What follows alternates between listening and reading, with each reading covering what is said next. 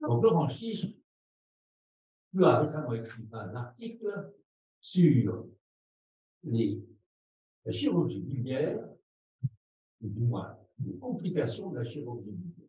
Et on va partir par l'intervention la plus simple. Cette séance consacrée une fois sur la fatigue. On va commencer par l'intervention la plus simple. Plus de 100 000 cas de cholécystectomie sont faits en France. Et on va parcourir tout le spectre et on va arriver à la transplantation hépatique, de la cholécystectomie à la transplantation hépatique. Et ce dont elle va parler, c'est les transplantations hépatiques pour les plaies d'hémolyse. Alors, je sais que tu as réuni, ça fait une sorte de revue sur 11 centres, 12 centres avec le tien. Vous avez réuni en 4 années 30 cas de plaies biliaires ayant motivé une transplantation hépatique. On peut déjà commencer à nous en dire plus et quels sont les messages, qu'est-ce que tu as appris, qu'est-ce que tu veux communiquer sur ça. Laurent. Merci déjà de me donner la parole et de me donner l'opportunité de commencer cette belle séance. Effectivement, j'ai été confrontée dans mon centre à des transplantations pour, à l'origine, une simple cholécystectomie. Et j'ai donc constaté que c'était des transplantations très particulières, très difficiles. Et j'ai lu la littérature, peu de choses au final, une expérience espagnole, un papier américain aussi. Et finalement, je me suis dit, qu'est-ce qui se passe en France? Puisque c'est une indication très personnelle, on ne la trouve pas dans les registres. Et l'ensemble des centres de transplantation m'a permis de colliger 30 cas. D'après M. Parot, il serait allé voir quelqu'un dans Harley Street. Oui, en effet, il m'a dit qu'il avait consulté un spécialiste. C'est bon. Et ça m'a permis d'en étudier les indications et les résultats. Pour ce qui est des indications, on peut passer peut-être la première diapo, s'il vous plaît. J'ai mis ici les résultats les plus intéressants. Je n'ai jamais su pourquoi il voulait vous consulter. Ça pourrait avoir un rapport avec... Excusez-moi, Laurence, excusez-moi, il y a un problème d'interférence. J'aimerais que tous les auditeurs à l'extérieur éteignent leur micro, s'il vous plaît. Qui ont précédé la mort de M. Faré. M. Faré avait accepté de recevoir 2 représentants du personnel. C'était une proposition pour former un syndicat. Quelqu'un est en ligne téléphonique. Monsieur Frère. Coupez le micro. Ça pourrait être bon. Voilà. Allez-y, Laurence, merci. Oui. Donc, la première constatation, c'est que c'est effectivement une indication extrêmement rare. C'est moins de 1% des transplantations, parfois un petit peu plus dans certains centres. Et souvent, c'est pour une plaie biliaire qui n'est pas forcément très grave. Et comme vous le voyez, diagnostiquée beaucoup plus souvent en post-opératoire. Et on remarque que tous ces malades qui arrivent à la transplantation ont fait un chemin extrêmement long pour la plupart, avec de nombreuses chirurgies de réparation biliaire qui ont été réalisées en centre non expert, beaucoup d'endoscopies, de radiologie, de prothèses, et finalement, une transplantation qui arrive rarement en urgence, 5 cas sur 30, et la plupart du temps, très tardivement, après tout ce parcours du combattant. Et vous voyez que le délai moyen, c'est 10 ans. Lorsqu'il y a une plaie vasculaire associée, c'est un petit peu plus court, c'est 3 ans. En fait, il y a deux grandes catégories d'urgence, d'indications. D'abord, effectivement, les indications en urgence où il y a vraiment un désastre biliaire et le plus souvent vasculaire, et donc ce sont des transplantations en urgence. Et puis, la plupart du temps, des transplantations tardives chez des patients soit qui ont des sepsis biliaires avec des angiocolites, des drainages, soit, et ça c'est probablement la transplantation la plus complexe, les cirrhoses biliaires secondaires, très à distance, avec de l'hypertension. Ce qu'a montré cette série, l'ensemble de ces cas français, c'est que les transplantations, ce sont des transplantations difficiles, hémorragiques, très mortelles, puisque sur les 30 cas, 5 décès post-opératoire immédiat ou péropératoire d'hémorragie ou de sepsis, avec des complications post-opératoires très fréquentes. On a plus de 80% de morbidité, avec des graves morbidités, de la classification de Clavien supérieure à 3 dans plus de 80% des cas. Et puis, finalement, des résultats à distance une fois qu'on a passé la période post-opératoire qui, au final, sont bons. Dire que la transplantation est effectivement la seule et la solution finale à ces désastres médicaux. Merci. Donc, je vais poser une question. Pour arriver à ce traitement tellement extrême, est-ce que la plaie initiale pouvait paraître grave? Est-ce qu'une plaie grave conduit à un traitement grave? Nous avons un cas, à Paul-Bouche, je me souviens d'un cas dramatique d'une jeune femme qui avait une plaie biliaire lors d'une intervention, une cholécystectomie. Le chirurgien, essayant de la réparer, crée une hémorragie. Et dans l'affolement du contrôle de cette hémorragie, ne pouvant rien, lit la totalité du pétule. De là, elle est transférée dans l'hôpital. L'hôpital assiste à l'aggravation de la malade et la transfère à Paul-Brousse dans un état d'hépatite fulminante. C'est-à-dire qu'on voit ne fonctionne plus, elle est dans le coma, on a dû faire une consultation d'urgence. C'est un cas tout à fait exceptionnel. Mais la lésion initiale était grave. Alors, est-ce que donc, tu as étudié les types de sténose, le type de plaie biliaire, est-ce que c'était prévu? Il y avait une possibilité que ça conduise à cela. Alors, ce qui est intéressant, c'est que ce n'est pas toujours une plaie gravissime, mais c'est une plaie qui est mal prise en charge. Parmi les 30 cas, il y a un tiers qui n'étaient pas des plaies graves, des destructions biliaires, comme ce que vous venez de raconter. Encore une fois, seuls 5 patients ont eu ces désastres biliaires avec les ligatures portales artérielles et ont été transplantés en urgence. Mais pour la plupart, ce sont des patients qui avaient des plaies au départ, je dirais, facilement réparables, ou en tout cas réparables, et qui ont été prises en charge tardivement ou par des gastroentérologues avec la mise de prothèses, puis des chirurgies. Rien n'est pire qu'une réparation biliaire qui se passe mal. Lorsque la première réparation se passe mal, la seconde se passe encore plus mal et on arrive effectivement à des situations où on est dans une impasse avec des calculs intrahépatiques, avec des sepsis biliaires, des destructions, des atrophies hépatiques, de l'hypertension portale, des cirrhoses. Donc en fait, le problème, c'est pas toujours la plaie, c'est la prise en charge de la plaie solide. Est-ce que je peux me permettre une question? Est-ce qu'au niveau de votre société savante, vous disposez par exemple d'un algorithme décisionnel en fonction des différents types de plaies que vous pouvez rencontrer, de l'utilisation ou non de prothèses ou de traitements radiologiques? Est-ce qu'il y a quelque chose d'officiel? Je vais passer la deuxième diapo pour vous montrer que ce problème de plaie biliaire n'est pas récent.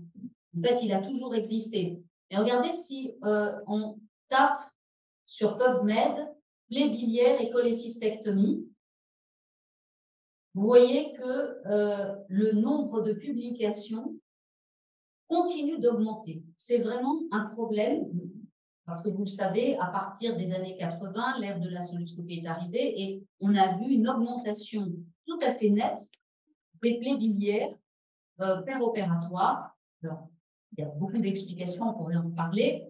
Quoi qu'il en soit, ça a augmenté et aujourd'hui, il y a non seulement nos sociétés savantes, mais partout, il y a eu récemment un guidelines des Américains pour essayer de comprendre et d'orienter les réparations selon la plaie avec des données extrêmement claires. Ce qu'il faut savoir, c'est qu'aujourd'hui, la recommandation, lorsqu'il y a une plaie biliaire, c'est de transférer le patient le plus rapidement en centre expert. Auparavant, on disait, il faut essayer de la réparer en terre, il faut convertir. Non, là, très clairement, à l'ère de la cystoscopie, la conversion peut entraîner encore plus de dégâts et il vaut mieux drainer et transférer en centre expert. Ça, c'est un des messages principaux de toutes les sociétés savantes. Mais tu as dit que la fréquence a augmenté. Tout à fait. Est-ce que tu sais pourquoi? Est-ce qu'il y a une idée? Est-ce qu'on dit pourquoi elle a augmenté? Moi, je me souviens des chiffres. Avant, c'était 0,4. C'est passé à 0,30 et toi-même, c'était 3, 4, 5 000. Avant, c'était 1 cas et demi sur 1000. Quand on avait fait le rapport avec le président à l'AFC, et maintenant, c'est au moins 2 fois plus. Pourquoi? Alors, effectivement, on est arrivé au début de l'expérience de la célioscopie à des chiffres absolument effrayants. C'était 1,5% parfois de plaies biliaires. C'était absolument. Alors, on a d'abord appelé qu'il s'agissait de la courbe d'apprentissage, mais en fait, si je peux avoir la deuxième diapo, vous le savez, la célioscopie, c'est l'image. Et vous connaissez ce fameux, comment dire, les procédés heuristiques. Si vous pouvez me donner la deuxième diapo, s'il vous plaît. Donc, le cerveau va interpréter l'image. Et en fait, en célioscopie, on a l'image et on l'interprète immédiatement. La voix d'abord était différente, la vision était différente. Stop, c'est bon, c'est celle-là. C'est celle-là. Et vous voyez, passer la. Vous pouvez passer la diapo. Oui, pardon. Merci. Voilà. Et donc, premièrement, on interprète l'image avec un angle d'approche différent. Et ça, on a fini avec ça, puisque la célioscopie est devenue le gold standard d'énormément d'interventions. Et on a passé cette phase de learning curve, c'est-à-dire d'apprentissage. Aujourd'hui, on a toujours des plaies biliaires, on essaie de comprendre pourquoi. Alors, il y a bien évidemment le fait qu'en célioscopie, tout est magnifié, donc une hémorragie peut paraître très importante alors qu'elle n'est pas, et la réaction à l'hémorragie peut être inadaptée. La diapo suivante vous montre par exemple qu'une hémorragie peut entraîner une forêt de clips, une tentative d'hémostase et finalement une plaie catastrophique de la biliaire. Et donc, tout ça, plus des instruments qui sont un petit peu différents, qui conduisent l'électricité, on a des brûlures thermiques. Donc, non seulement la célioscopie a augmenté la fréquence, mais elle a également augmenté la gravité des plaies en faisant des dégâts vasculaires également. Et bien évidemment, ce sont des fautes techniques. Donc, aujourd'hui, il faut insister, et c'est ce que nous faisons tous, sur l'enseignement, sur la simulation, sur un cahier des charges, un textbook pour faire une cholécystectomie avec le maximum de sécurité.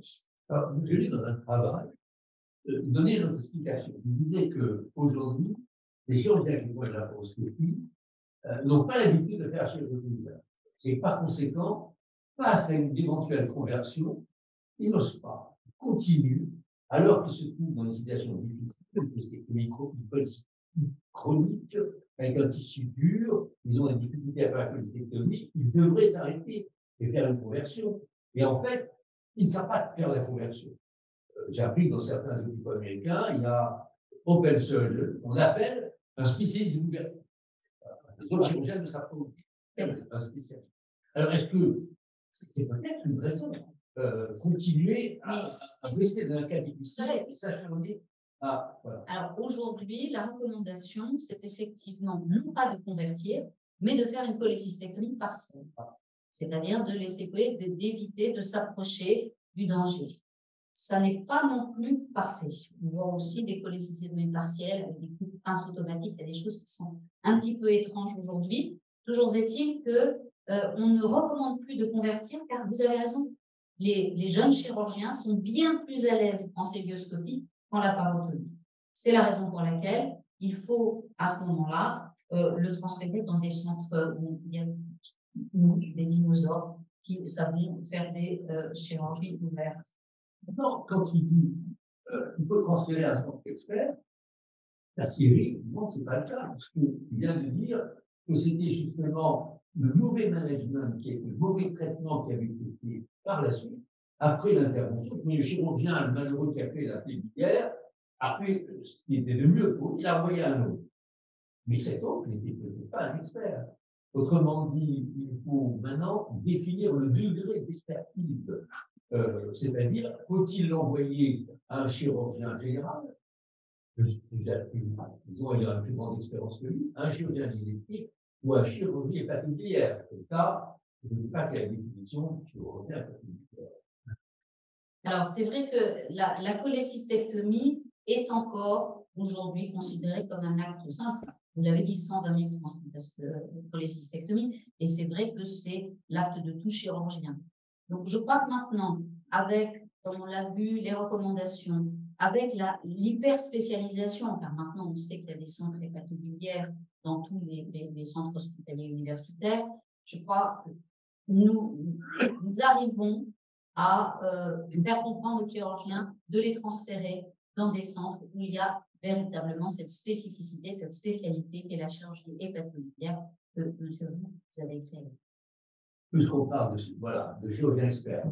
Je vais ajouter une petite chose à ce que vous aviez dit sur le pourcentage de télévision. Effectivement, il y a une cloche avec une augmentation. C'est bien qu'en France, d'éviter exactement le nombre de télévoisinières est difficile puisque c'est déclaratif et qu'on ne le dit pas dans les TMS. Donc on ne peut pas savoir exactement ce taux de télévoisinière, ce qui est basé sur le volontariat, à définir ça. Donc les 0,5% qu'on a eu au maximum, c'était des chiffres effectivement États-Unis. Depuis, moi, bien sûr. Bien sûr, je pense que tout le monde ne déclare pas ces événements en libéral, tout le monde ne déclare pas ces préventions. Non, elles ne sont pas cachées. Elles ne sont pas déclarées, elles sont envoyées directement au gastro-entérologue. Donc, bien sûr, on déclare. Vous cherchez effectivement directement comment ils déclarent. Bien peut-être sur les États-Unis, par exemple, intéressant, puisque maintenant leur taux de télévision est redescendu à 0,09%. Pourquoi? Parce qu'ils ont un programme de formation à la cholécystectomie et qui vont définir une manière de réagir face à une plaie. En particulier, ils vont définir des choses intéressantes. Vous savez qu'il y a eu la classification des plaies par ouverte, puis ensuite Strater a fait la classification des plaies par célioscopie. C'est la même, mais elle n'était pas basée sur les mêmes séries. D'accord? Celle de Bismuth, entre guillemets, est très proche de celle de Strater, mais celle de Strater est classée en deux types. Les mineurs, qu'on pourrait parler tout de suite, les majeurs, il convient éventuellement de traiter autrement. Mais sur le fond, il avait basé sa classification sur les plaies par laparoscopie. Et donc, fort de cette expérience, ils ont eu une démarche aux États-Unis constructive, on va dire, d'évitement et de conduite d'avenir. Donc, ils vont réellement définir certains critères de ce qu'on appelle critical bio safety, qui permet, de définir ce que c'est qu'une cholécystectomie en fait, de façon sûre et certaine. Et si on n'a pas ces critères, et l'ordre de difficulté, leur nouveau concept, c'est stop and exit. C'est-à-dire qu'on arrête la procédure et on reconfie à quelqu'un qui est compétent. Et grâce à ça, eux le montrent par leur chiffre. Ils passent à 0,09% de télévoisinière. Ils ont formalisé le diagnostic de la plaie et la conduite abdominale. Ça, c'est extrêmement important et je pense qu'il faudrait en prendre. S'ils arrivent à 0,09%, c'est quand même très intéressant. Il faudrait vraiment inciter là-dessus. Alors, simplement une parenthèse, puisqu'il évoqué la consultation publique, une parenthèse. La lumière de Strasberg, c'est qu'il a ajouté à la classification des plaies de la voie biliaire principale, il a rajouté les plaies partielles et surtout les plaies du canal cystique. Alors, les plaies du canal cystique sont observées immédiatement après l'opération. Généralement, en endoscopie pour avoir un stent. Autrement dit, il a rajouté à la pièce principale que j'avais décrite, il a rajouté un petit supplément. Donc, prenons une image, il a pris à la veste, il a rajouté le pantalon. Voilà. Mais si tu vois que l'utilité de la classification de Faber, c'est le E, c'est-à-dire la classification que j'avais faite. Le reste n'est presque pas utilisé parce que ça ne s'observe pas. Alors, quand on ne prend que le veston à un costume, c'est une veste, ce n'est pas une partie du costume. Bon. Je peux faire la parenthèse, elle m'intéressait plus. Merci pour l'invitation. C'est un sujet extrêmement important qui a été mal traité, qu'on connaît mal. Je regarde les données, j'ai l'impression qu'on n'en pense pas assez. Numéro 1, la mortalité post-transplant est très élevée, 20%, 25%. Un patient sur 5 qui est en population va pas survivre. Et deux, on a vu qu'il y a très avancé, sepsis, etc. Et ce qu'il ne faudrait pas, et ça va avec le transfert dans les centres hépatobiliaires et les transplantations.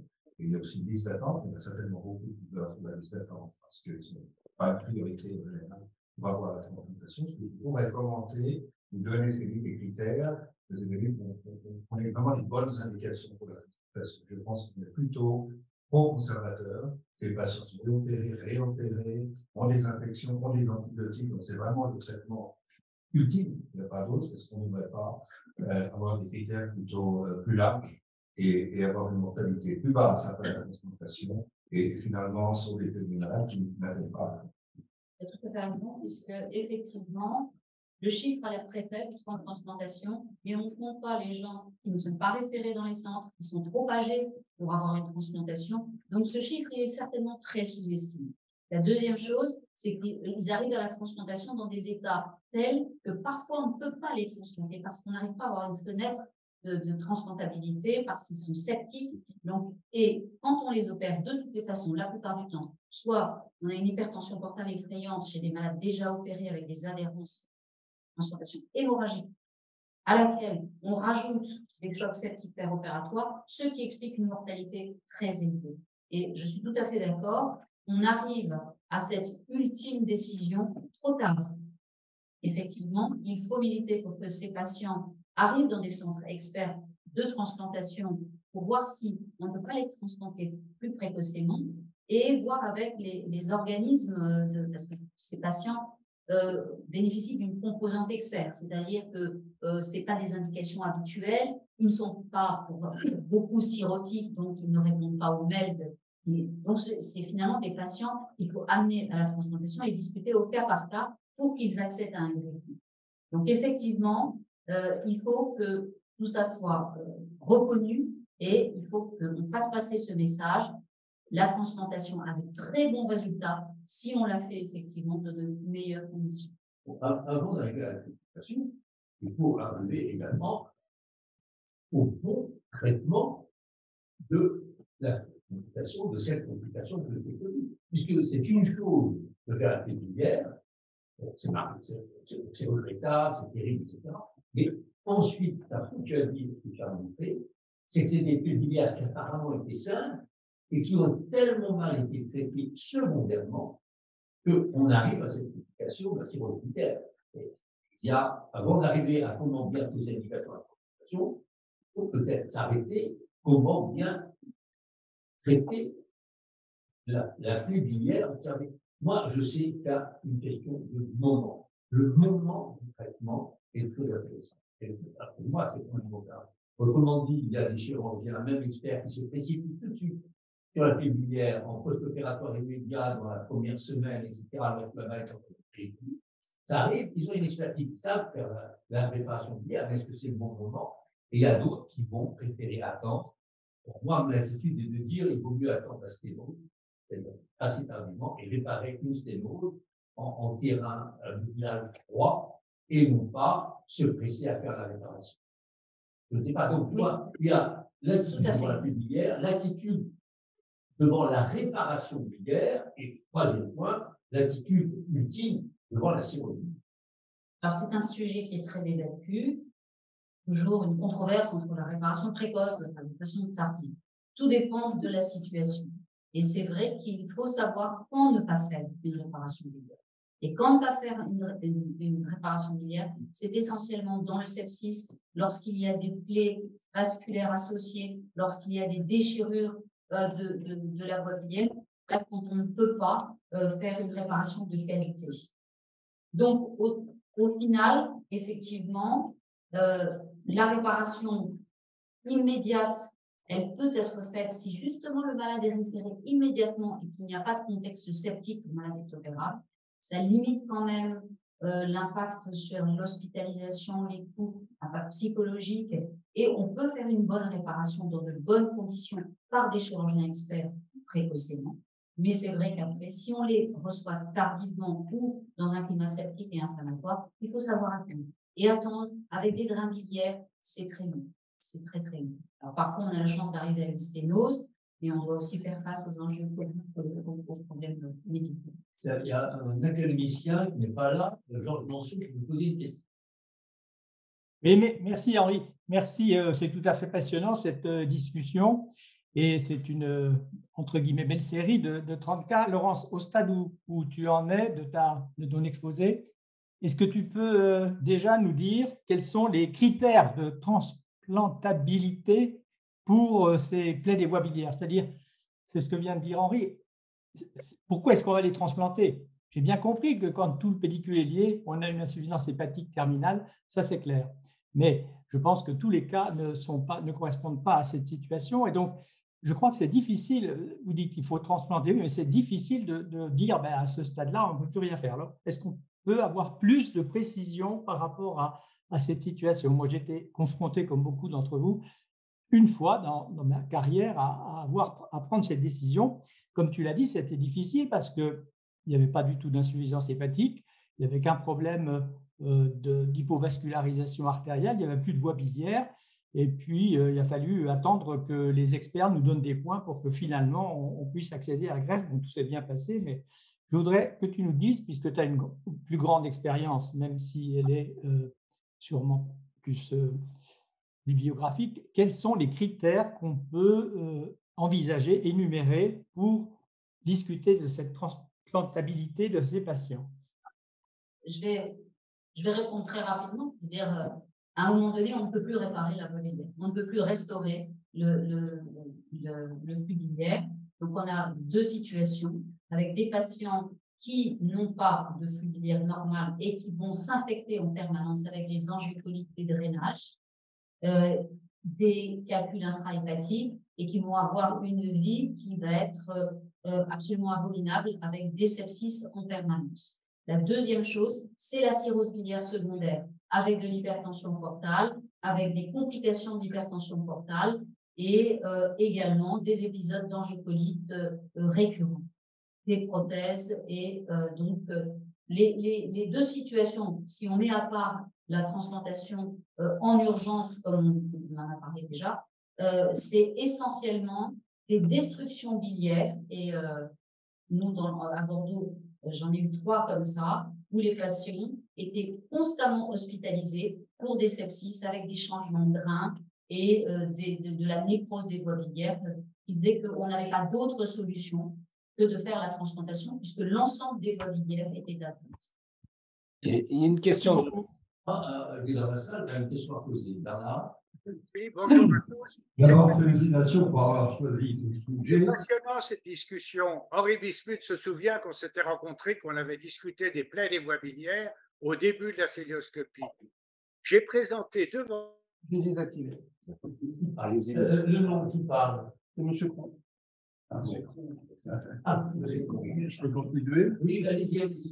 Voilà, vous m'avez remis le micro, parfait.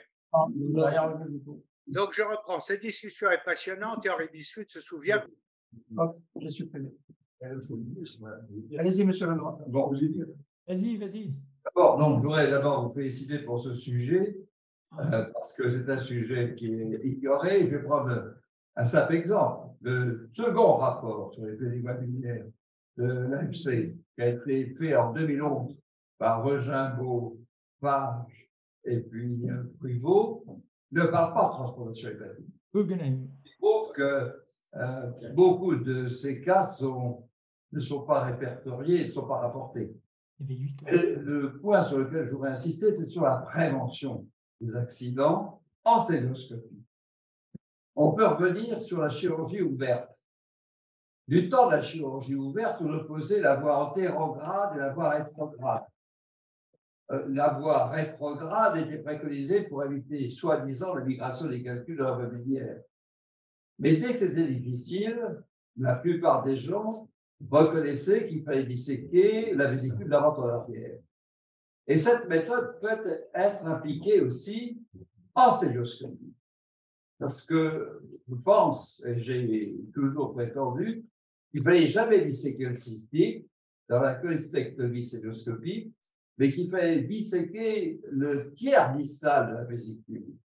Et quand on dissèque le tiers distal de la vésicule, on écarte la vésicule de billes vésiculaires et espace de canaux sourds, on voit les artères cystiques et la dissection est facile.